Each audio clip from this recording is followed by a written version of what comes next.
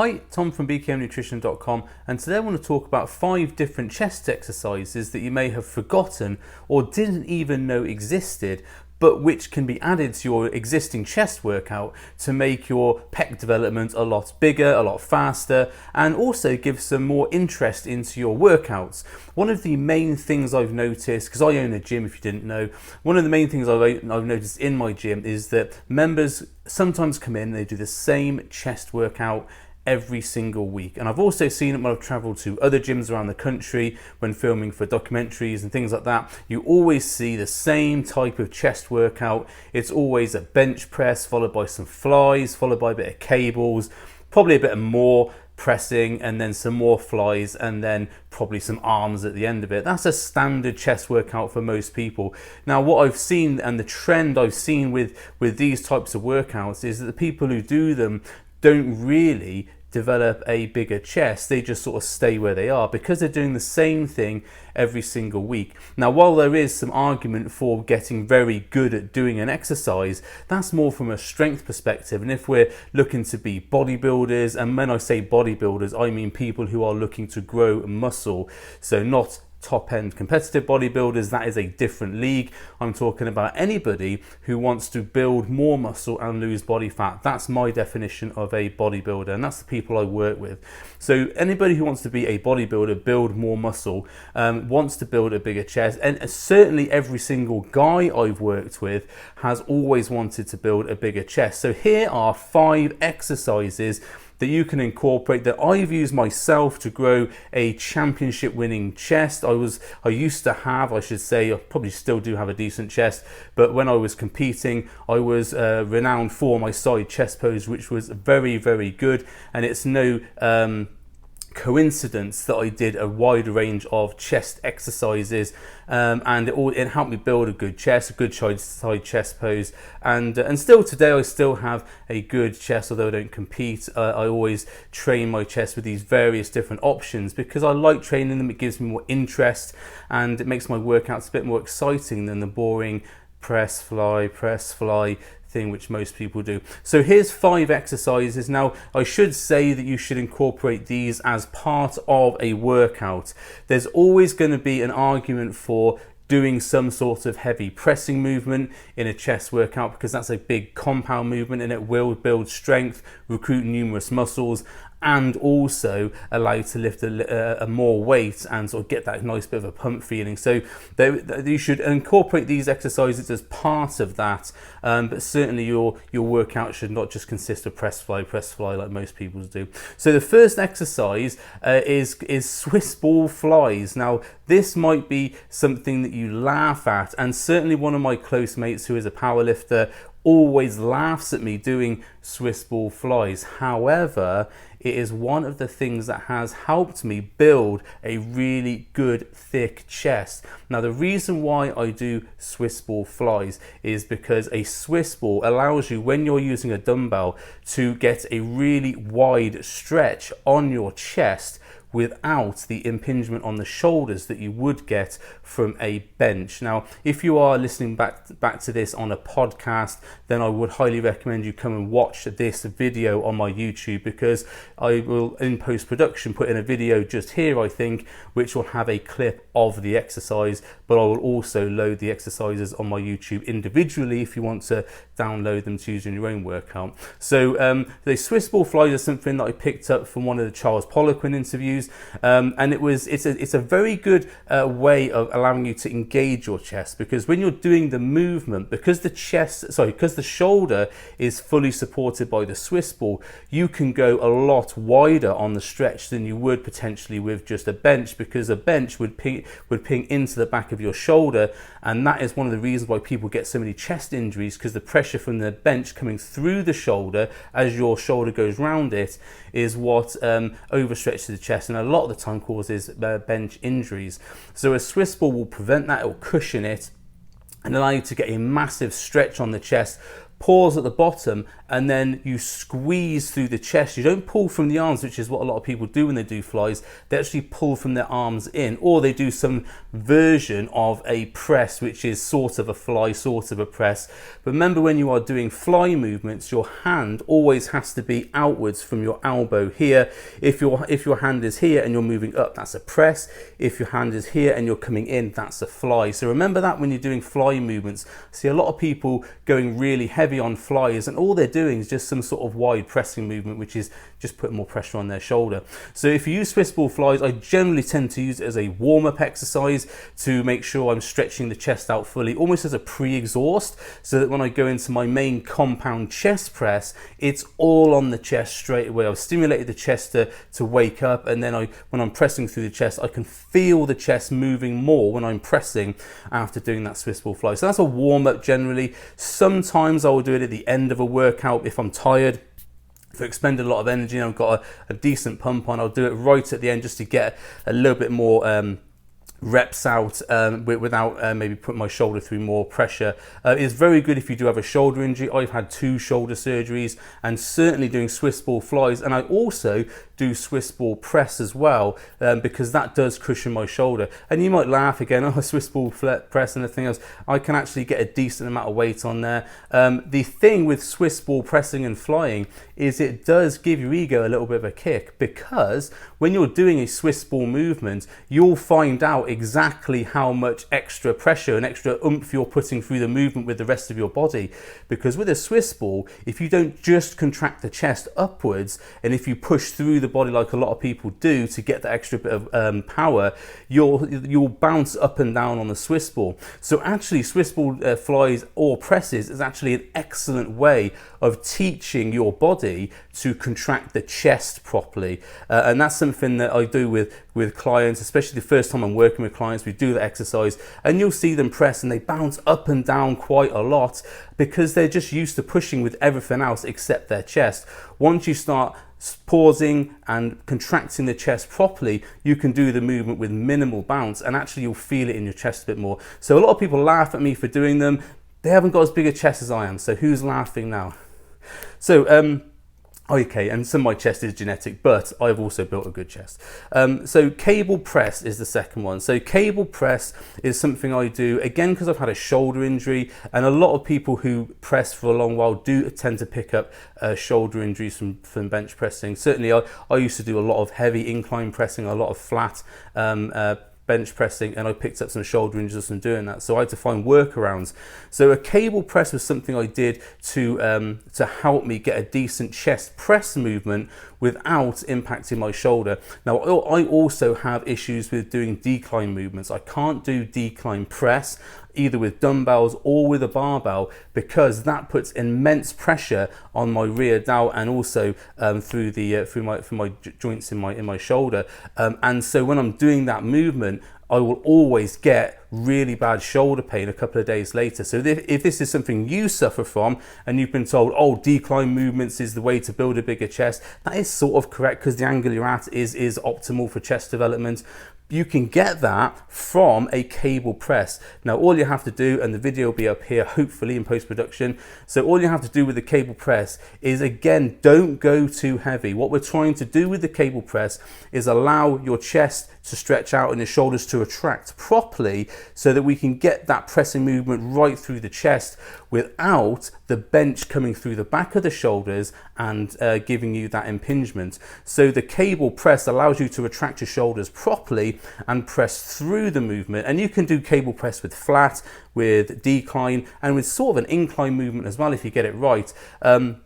But I generally tend to do it for a decline or flat movement. I tend to find that gives me the most optimal results. But cable pressing is something, again, that people do, where they do it and they think they have to press as much as they do with dumbbells or as much as they do with a barbell. It's not about that. It's about creating the tension on the muscle and making sure the muscle gets to failure. And you can do that by keeping constant tension with the cable, contracting at the end, squeezing at the end. And the secret to this exercise is to allow the cables to pull you back rather than you trying to lower or raise, whatever, the cables, because if you try and do that, you'll always overbalance. If you just allow the weight to pull you into the position, you'll actually get into it better and you can control it better. So there's a little tip as well. Third exercise, floor press. Now this is something that I've seen people do. It's from powerlifting, really. It's a powerlifting inspired exercise.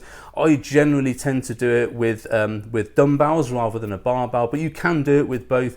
And floor press is something that I do give to people who have issues with, say, dominant shoulders, because what a floor press does, it allows you, when you're coming out for the movement, the floor tends to support you, so you can't actually overstretch the chest. But what you do is when you come back here, and you can come out a lot wider than you could with, say, a bench press, because the floor supports you. When you're out here, you can actually think about pulling the chest in and pushing out rather than holding and balancing the weight. So you won't get as much weight as you normally would on a bench press with a dumbbell or with a barbell. But what a floor press will do is allow you to get that long stretch on the chest and then contract the muscle properly with the support of the floor so that you don't overstretch the chest. So it's quite a good one if you do have dominant shoulders, because it doesn't allow your shoulders to come in at all. If you lie on the floor properly with the back on the floor, you can't really push your shoulders into it. It's definitely a chest dominant exercise. So that's something I've used myself for years. It's something that I know I've seen Flex Lewis do, because he had an issue with developing his chest. And a whole load of clients I've worked with, we've done floor press, and they all say that they felt the difference from doing it. Certainly I have as well. Something you should incorporate. Just be a bit wary that you don't really want to do 4 reps with a floor press, because with a floor press, if you're coming down, you've really got nowhere to go. So if you're coming down with a dumbbell, you're more likely to smack yourself in the face. So just do what you can do. Your spotting partner should not be trying to essentially force the reps up. It should be more like a safety measure. But obviously I'll leave that for you to work out for yourself if you want to get smashed in the face. Fourth exercise, high incline chest cable exercise. Now this is an exercise that I've seen people do to develop their pectoral minor. So you have pec major here, and then you have the pec minor here. A lot of people don't have a developed pec minor because what they do is a lot of flat pressing. Now the pec minor sits sort of underneath the pec major here, and what it can do when you develop that muscle, it can actually build the chest up, so you've got more of a sort of a shelf here on the chest, so you get more of that when you're coming from a side chest pose, you've got more of a shelf coming down, so your chest looks a lot bigger. It's only a very small muscle, you can't really grow it that much, but if you target it right, you can get a little bit more chest development, so you're sort of sneaking in a little bit of extra chest development there. So a high cable incline fly, you can do it with the press as well. I normally tend to do it with a fly type movement. You don't need a wide range of movement. I see a lot of people doing this wrong, and they come all the way out, almost like so they start from the top and they come all the way down to the bottom and then come back up. You're probably going to put more pressure on your shoulder by doing that, so you only really need to come down so your elbows are just slightly lower than your shoulders when you're pressing upwards, and the focus is on that contraction, that lifting up through the movement. So a high cable incline, you can do it with dumbbells as well, but dumbbell exercise is a little bit harder. It's a lot easier to get into the position with a cable, and you might get people looking at you going, funny, what's that guy doing? It's sort of like some weird exercise for shoulders. It's actually for chest, but if you get it wrong, it will turn into a shoulder exercise. So please watch the video that's here, maybe go onto my YouTube and see more detail of the video, and you can actually see how to do it properly. Again, this is not one that you want to do heavy weight on, because the shoulders will take a lot of that pressure. So it's a very lightweight. Generally, I tend to do it as a warm-up exercise, one of the first exercises I would do if I was doing it with a client, certainly with someone with say a flat chest. I would do that so that they could get sort of that ability to target their chest properly. So it's something that you wouldn't do heavy, you wouldn't do it as your second and third exercise. It'd be either your first or potentially the last exercise that you would do, as sort of like a finisher exercise at the end of the workout. But certainly don't use heavy weights, and you just end up messing things up. And the last exercise would be dips on a tricep machine. Now obviously this would depend if you do have a tricep machine in your gym. So if you don't, I apologize for that. Try and keep most of these videos to stuff you can do. But certainly I can't do dips because of my shoulder. I can't put my whole weight through my shoulder when I do dips. I used to love doing dips when I was a young person, 23, 24. I used to do a lot of dips. Unfortunately, because of my shoulder injuries and the surgery I've had, if I try and do a dip movement, yes, I can do it, my muscles can support it, but actually my tendons don't like it, and I generally tend to end up with a bit of frozen shoulder or an inflamed shoulder for a few days afterwards. So I'm trying to minimize injury now. I don't just do an exercise because it's the best exercise, or I'll just be injured for 3 or 4 days afterwards. So what I developed was an ability to do a dip on a tricep machine. So I have a lever tricep machine in my gym. Normally you would face in and do the dips for the tricep. So I worked out a system where you could face away. You have to hook your leg under the machine a little bit. Some machines, like the hammer strength machine, I think have a seat belt on you can do it with. But it's something that people don't do because they normally see the tricep dip machine. They go, oh, right, that's a tricep dip machine, and they press into it. So you can do the dip machine either standing, or you can do it facing away, and hopefully there should be 2 videos here playing while I'm talking about this, and that will show you the 2 variations. Again, you'll be able to see the exercises on my YouTube channel when they're loaded as well. The idea here is similar to the cable press that I talked about earlier. Because you're not sitting on a bench, because you haven't got that hard bench coming into your back, impinging the shoulder, when you're coming into the movement, you've got more free movement on your shoulder, and when you're pressing through, you can actually focus on pressing through the chest, and you're pressing downwards rather than pressing upwards, and that upwards movement is then pushing pressure onto your shoulders, pushing into the bench. So you're pushing down away from you, so there's no force on the shoulder while you're pressing. So that's the 5th exercise. Now there are obviously loads of chest exercises. If you're old school guy like me, you might remember the Captain Anabolic cartoons from the old Flexes before Flex got PC, and there were a ton of different exercises in there which you'll remember from reading those magazines. And a lot of my inspiration for my exercises that I do with clients come from those sorts of things, old school exercises that have been forgotten, and you have to do correctly. You can't overload with weight, but the muscle stimulation is massive.